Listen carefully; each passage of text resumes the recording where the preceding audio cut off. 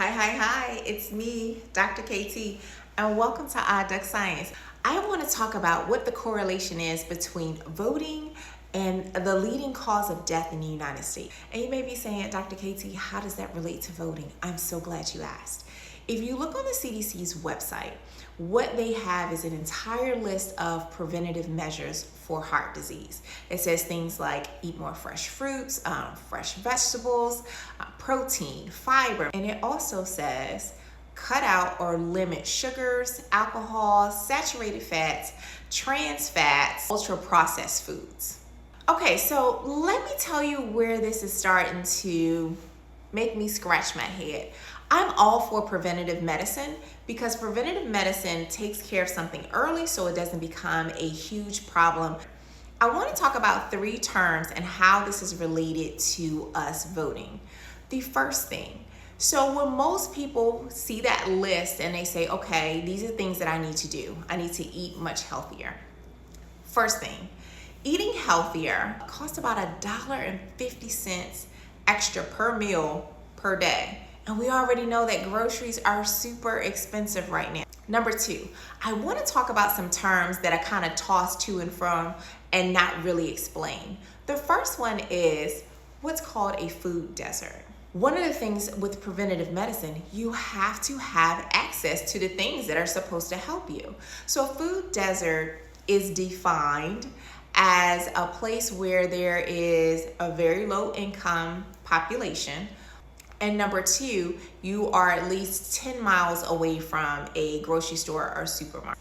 So about 13% of the population lives in what's called a food desert. Where I'm from, parents actually live outside of Henderson in a place called Williamsboro. Very rural. We did not have a grocery store, and we still do not have a grocery store. So what we have to do is end up driving 10 to 15 minutes to actually get to the local grocery store. That's not a problem for my family, but what about people around us who don't have transportation? So we're already creating a barrier for them to have that preventative medicine. In years, as the Dollar General has come down there, but how many of us actually want to buy our fruit and produce from Dollar General? And I told you all that I have moved here into an urban city. I have fallen in love with the corner stores and the bodega. Now, the bodegas and corner stores are starting to get a bad reputation, and I don't like it. So they're starting to be called what's called a food swamp. So a food swamp is a place that has a ton of ultra-processed foods that's very cheap and very quick. My problem with that terminology is, so they're in a place that is providing resources to a community where there wasn't a grocery store. Okay. Well, because of these factors, an activist, Karen Washington, she coined the term food apartheid because she said it's an intentional, man-made decision that fresh fruit, fresh vegetables were not made accessible to communities based on race and based on income. And some of you may be like, food apartheid, that's a stretch. No, it isn't. Let me scoot in closer. Did you know for Trader Joe's or for Whole Foods to come into your neighborhood, they actually do a survey of the wealth of the population before they decide to come? So you mean to tell me that based on how much money I make is dependent on whether I get fresh fruits or vegetables, but you're telling me that I need to eat these healthy foods, but you're not giving me access to them? Now, let's dig into something else that I find very, very interesting. So where I live now, although there are quite a few bodegas, we now have a grocery store. But even before that grocery store got there, there's a McDonald's, there's a Sonic, there is a Taco Bell, and like another fast food restaurant, all within the same block. So money's not an issue because why else would you put all three of those together? So there's a deliberate decision to not bring fresh food and vegetables into our communities, and it's killing us. We're paying. Another thing that I want to talk about is how all of this is related to voting. Well, we vote for people every 2, 4, 6, 8 years, and we vote for them with the promise that they're going to take care of the community. They are not. And I want to say I'm part of the problem because I have not done my job as a citizen as holding their feet to the fire to making sure that they have accessible food for me, for everyone around me, because having food should not be a luxury. I feel that poverty is man-made. I feel that hunger is man-made. And the reason that I'm saying is because our government gives out all kinds of subsidies. And subsidies is another way of saying financial aid. They give financial aid out to corporations like McDonald's, to the chip companies. Think about Coca-Cola and Pepsi. The reason those drinks and those foods are so cheap at the bodega is because they're getting some type of financial aid that makes them keep the prices very low. If they did not have it, a Burger King or McDonald's burger would be close to $20. Could you imagine if that was $20 and the fresh fruits and vegetables that you get, that you could get a whole meal at the grocery store that would cost you $7?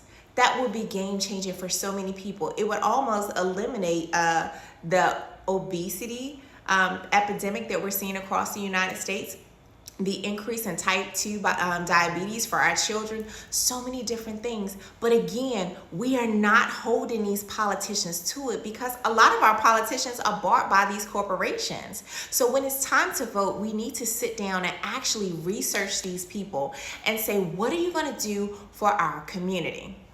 Now, I know that's a lot and I'm coming off with a lot of passion, but it's because I'm getting angry. I'm getting angry because I have been apathetic for so long. I voted, but that was it. And it's time to do more because not only am I suffering, my community is suffering. We're all suffering in this together and something has to change. And the only way that we can change is we speak truth to power and we say we're not going to stand for anymore. So let's jump into the 3 Ds because we can't end the episode without that. The first D, decode the science. The leading cause of death in the United States is heart disease. And it's based upon our diet. Our diet is killing us. Our government is killing us with these poor diets, with all of these ultra-processed, cheap foods. Second D, how does this affect me? How does it affect my community? Diabetes plague our children, plague our parents, and our family members. We're losing them at alarming rates for something that is preventable. Am I against having chips every now and then or having a soda? Absolutely not. It should not be cheaper than a balanced meal. But we're not saying anything. We're taking everything as status quo. So when we go to these meetings, we have to stand up and speak and say, hey, Mayor, what are you doing about this? Why do we not have a grocery store? Why are we having to travel 10 or 20 miles? So let's look at SNAP benefits. I saw some research the other day that talked about majority of recipients of SNAPs eat ultra-processed foods and it's not healthy. And I said, I wonder why. I wonder if people who are receiving SNAP benefits are eating ultra-processed foods because groceries are so high that what they're doing is trying to get what they can to feed a family to make sure that their bellies are full. If we didn't give subsidies or financial aid to these big corporations, then we would have money and groceries would be cheaper so that a family that was receiving SNAP benefits could have a whole meal that was nutritious. And don't get me started on how much medications cost for heart disease. From 2020 to 2022, $168 billion was spent on medication. Imagine what we could do with that to make sure that there was accessible food to all of our communities, whether you were in a rural area in Williamsboro, like where I grew up, or whether you're in Newark, New Jersey. Imagine what would happen if you had that access to farmers markets, or you were able to give subsidies to farmers who were actually providing good, healthy food. Third D, dazzle. How can I put my own dazzle in it? Y'all, when I tell you we need to show up and show out at all of these city council meetings, and even if these people are already in office, we need to contact them. We need to email them. We need to call. Why are we paying our tax dollars for their salaries and they're not working for us? Our inability or our apathy of holding these people accountable is killing us. It is killing our family members. It is killing our children. We have to do something, and we have to do something now. So I hope that you feel the passion that I am emoting at this point right now, because this is very serious. We are at a crucial point in our lives to actually be a generation that changes things and speaks power to change by standing up and saying, no, we're not going to take this anymore.